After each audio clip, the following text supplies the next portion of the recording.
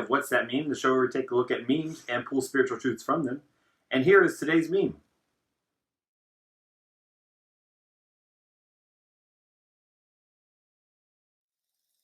We've all had that happen to us before, right? Yes. Where we think it's going to be a nice, delicious, warm chocolate chip cookie, and instead, bam, oatmeal raisin. Yeah, so it depends on how many people are around me at the time, but sometimes when I put it in my mouth and I think it's going to be chocolate chip and it's really oatmeal raisin, like... You just eat it more because you're like, oh my goodness, I've hit gold. No. I start slowing down and looking to see if I can find a napkin or maybe a trash can, because an oatmeal raisin is completely inferior to a chocolate chip cookie. I mean, I can see how you feel that way, but it's still an oatmeal raisin cookie, which is still tasty.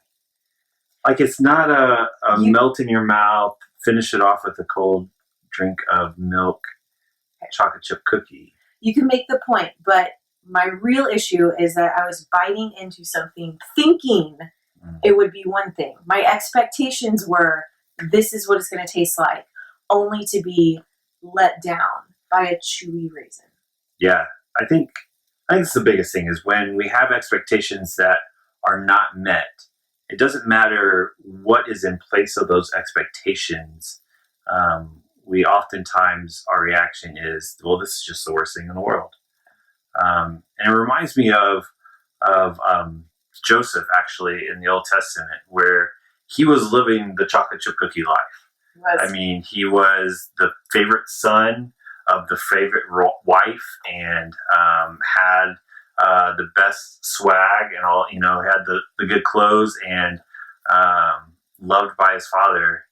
And then his brothers kind of took that chocolate chip cookie and forced an oatmeal raisin cookie upon him. They did. I mean, first they were planning to kill him, and then they kind of did the second best thing, I guess. They threw him down a well and then sold him into slavery.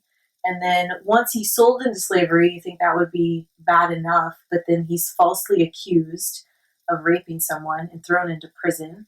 And then several years after that, he helps out, but then is quickly forgotten and stays in prison.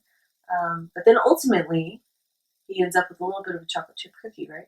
At the end, yeah. Well, I think for me, what is most unique about him is that he could have said, like you did, like, oh man, I had that chocolate chip cookie and now life has dealt me a raisin cookie. And he could have like spat it out of his mouth and thought, well, this is just the worst.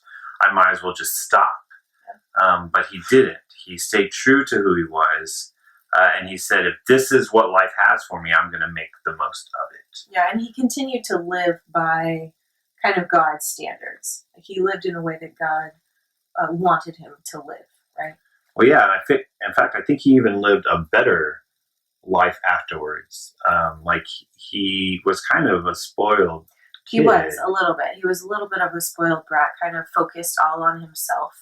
And so throughout the years of his oatmeal raisin experience, God really works in his heart and develops this spiritual maturity. So much so that eventually there's a famine. His brothers come to Egypt, where he has now become pretty much second in command.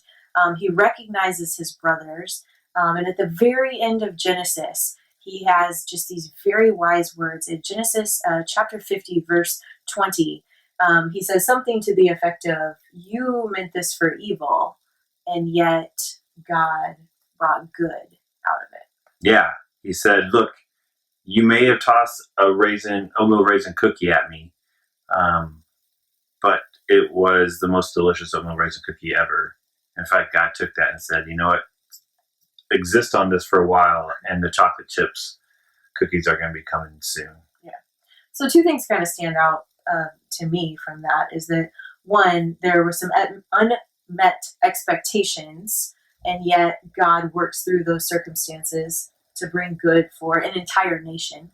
Joseph saves the entire nation of Israel. Yeah, and I think the second one is that as we go through hard times and unmet expectations, the opportunity for us to grow and to mature and to look beyond what we want to what's still good in our life is there.